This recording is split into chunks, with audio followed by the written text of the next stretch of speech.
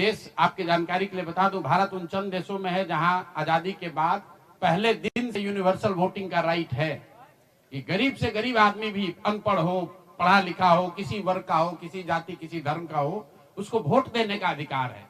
America जैसे देश में अधिकार मिलने में 10 को लग गए, इस देश में यह अधिकार रहा है।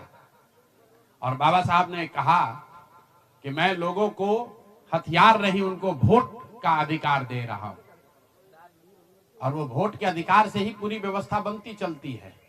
सरकार चुनाव के पहले योजना निकालती है कि जो लोग भी गरीब हैं, जो लोग, आप जो कैबिनेट का डिसीजन है उसको पढ़िए, उसमें लिखा गया है कि जो लोग भी इनकम टैक्स नहीं देते हैं और जो सरकारी नौकरी नहीं करते हैं, वो सारे परिवार के लोग, उनको 2-2 लाख रुपया दिया जाएगा रोजगार करने के लिए। और फिर अगले 1 महीने तक सरकारी व्यवस्था लगाकर महिलाओं को 10-10 हजार रुपए देकर उनका वोट खरीदा जाता है।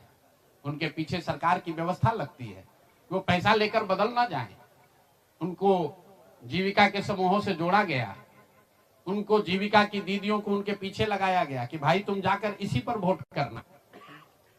ये हुआ है, तब आपको ये प्रचंड बहुमत दिख रहा है।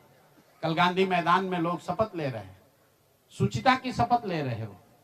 हम लोग नीतीश कुमार को ईमानदार व्यक्ति मानते हैं, मैं व्यक्तिगत तौर पर उनसे जुड़ा रहा हूं, व्यक्तिगत तौर पर ईमानदार। लेकिन ये ईमानदारी की कौन सी परिभाषा है?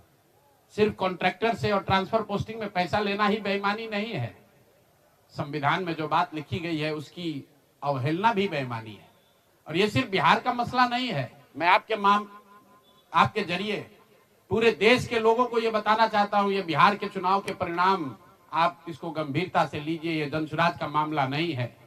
अगर ये चीज अलाउ कर दी जाए तो देश से लोकतंत्र खत्म हो जाएगा। कोई भी दल जो सत्ता में है वो कभी चुनाव ही नहीं हारेगा। किसी भी सरकार के लिए 15, 20, 30 हजार करोड़ रुपया कहीं से कर्ज लेकर भी लोगों से को बांटने में कोई दिक्कत नहीं, कोई कर सकता है। आप देखिए, बिहार सरकार के पास पैसा नहीं था, कंटीजेंसी फंड से पैसा डाइवर्ट करके, वर्ल्ड बैंक का पैसा जो दूसरे काम के लिए था उसको डाइवर्ट करके ये वोट खरीदा गया है। और मैं बिल्कुल गंभीरता से दावे के साथ कह रहा हूं, कैमरे पर कह रहा हूं कि सरकार ने ये 10-10 हजार रुपए में वोट खरीदा है। अगर मैं गलत कह रहा हूं तो सरकार हम पर केस कर दे, हमको जेल में डाल दे, पीछे हटने वाले नहीं। गांधी जी ने जब अहिंसा की परिभाषा लिखी है